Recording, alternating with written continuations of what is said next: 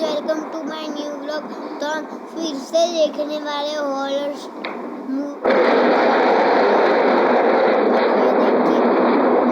बोलने जा रहा था, ये खुद हिलने लगा। देखते इसमें कुछ होता है कि नहीं, मुझे भी पता नहीं इसमें होता क्या है। सीसीटीवी कैमरा में रिकॉर्ड हुआ है रात के ये कैसे बैठ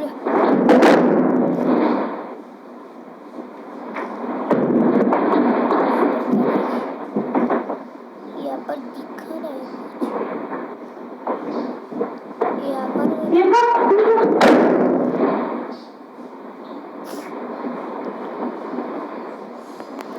भाई साहब बाहर क्या चल रहा है। अच्छा यहाँ पर देखते हैं और क्या करती है।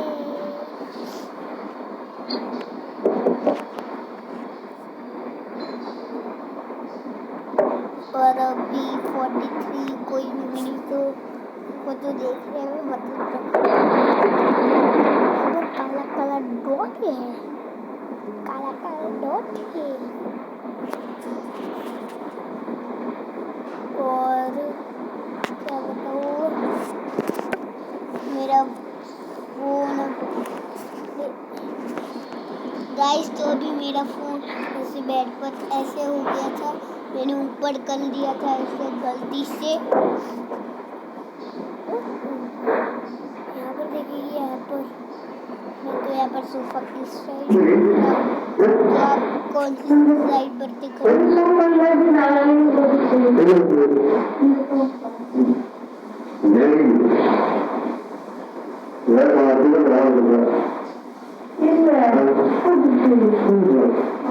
अभी ये लोग आ गए।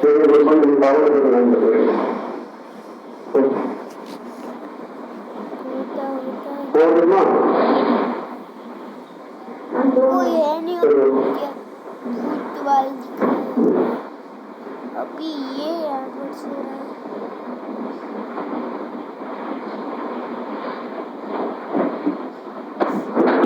ये यहाँ पर सो गए,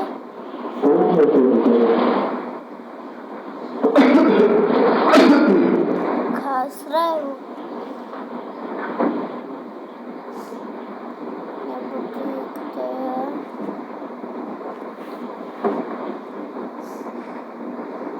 गाइस, यहाँ पर आग जैसा आपको कुछ दिखाई दे रहा होगा ना, आग जैसा यहाँ पर कुछ ऊपर है क्या, मुझे भी पता चल ही नहीं रहा।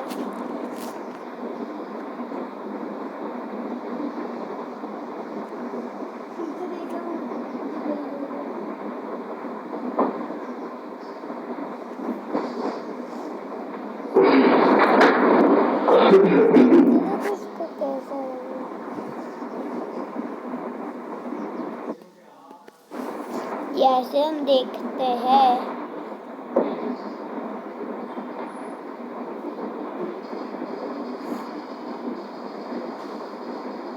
बाहर कुछ हो रहा है।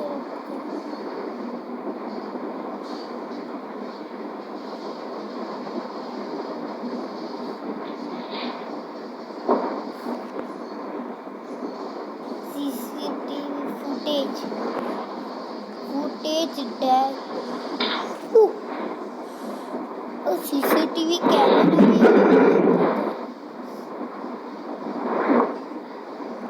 यहाँ पर कुछ लाइट दिख रही है यहाँ पर मुझे। आप डरो मत, ये तो हम वीडियो देख रहे हैं, सच में थोड़ी ना भूत आएगा तो आप ऐसे हो रहे हो। और ये बहुत हॉरर नहीं है, अभी तक कुछ आया नहीं तो मतलब क्या करें। अभी देखते हैं कौन सा हॉरर बुक नजर आता है। कभी यहाँ पर एरो क्यों दिखा रहा है,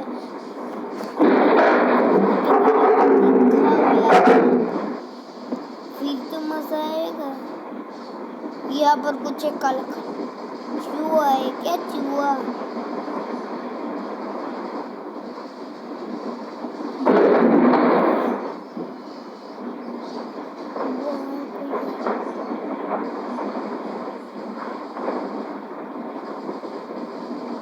बाहर तो कोई है, इसीलिए मैं बोल रहा था बाहर तो कुछ हो ही रहा है। फिर हमको इसको नहीं देखना है, यहाँ पर देख लो पहले। तो देख ही देखते और कुछ यहाँ पर हो नहीं रहा। ऐसे ही यहाँ पर दिखाने लगे। मैंने बोला ही था गाइस, पर आप नहीं किया बाहर। कभी हम इसी तरीके से रह जाते हैं। और ये कुछ दिखाओ तो सही यार। कब का यहाँ पर एरो दिखा रहा है और कुछ पता नहीं चल रहा है यहाँ पर हो क्या रहा है।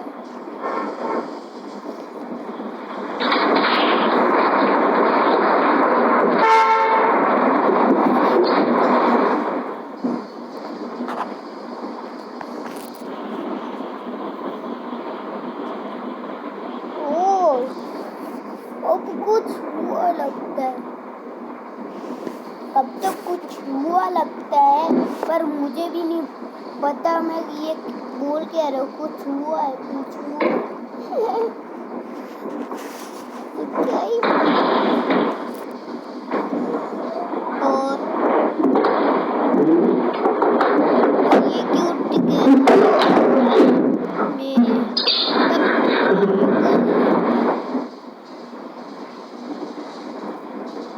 मैं भी गिरता हूँ बेड में से नीचे।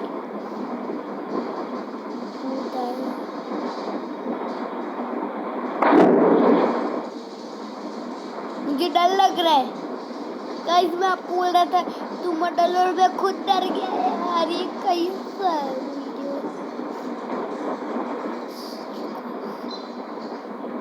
यहाँ पर ये देख रहे हो, ये यहाँ पर कुछ पर हुआ है। मुझे लगता है ये किसी की आंखें है।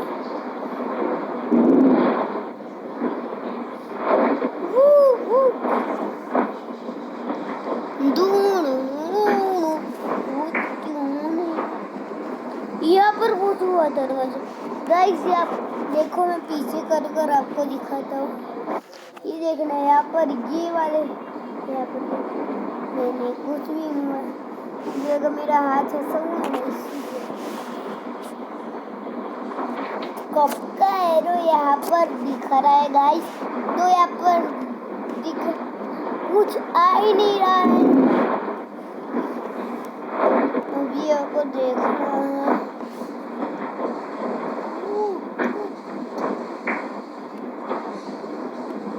मैंने गलती से बोल दिया।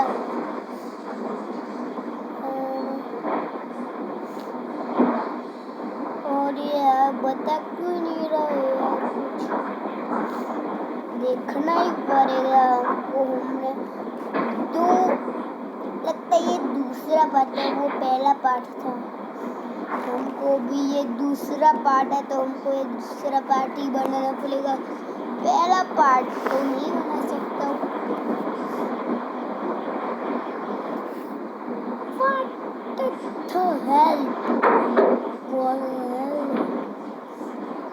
ये फिर से अच्छा लाइट कर, मुझे लगा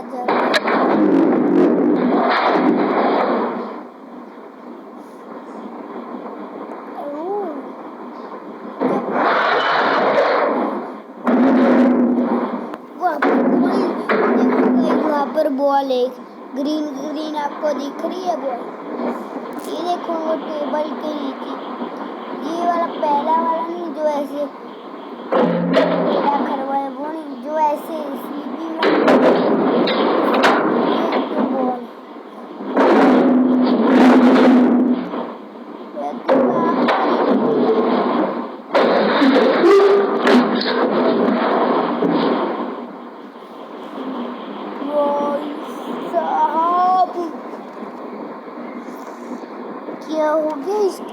बोल। मैं थोड़ा आगे भगा दूंगा, मुझे मुझे भी डर लगने लगा।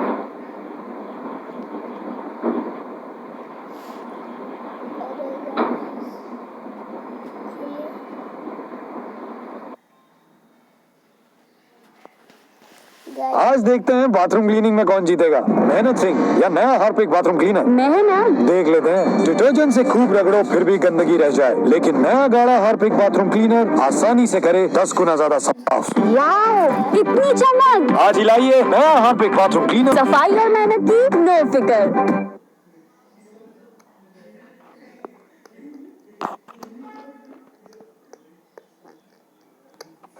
This can be your next meal. Get up to 60% off and free delivery on Zomato. मुझे कुछ नहीं खरीदना है, ये क्या मैंने दबा दिया। गाइस अभी ये फिर से आ गया। अभी मुझे सर्च करना पड़ेगा हॉरर सीरीज, हॉरर वीडियो ही मैं सर्च करता हूँ, हॉरर वीडियो। ये रहा हेलो गाइस, मैं हूं अमित और भाई साहब ये अमित वाला। अभी ये देखिए, ये इसमें तो हमारी बहुत फटेगी। मैं नहीं कर रहा हूँ ये वाला तो हमें अभी ओह भाई साहब। और ये इन दोनों की लगते है मौत हो गई।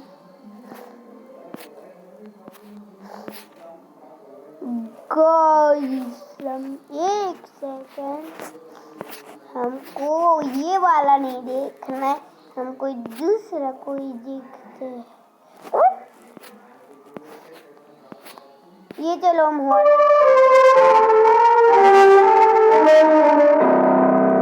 सब्सक्राइब करें और देखें एक दिल दहला देने वाली हॉरर स्टोरी। देखो यहाँ पर बिना घबराए बेल आइकन प्रेस करना ना भूलें।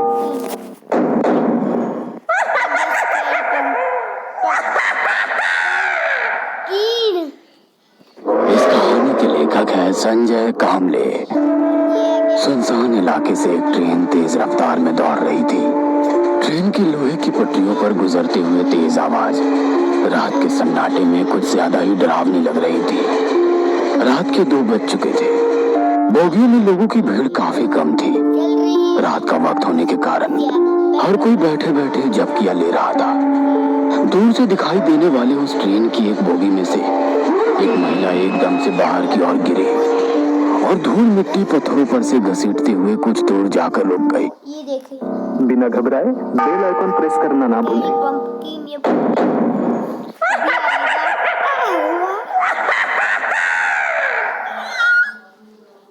इस कहानी के लेखक है संजय कामले।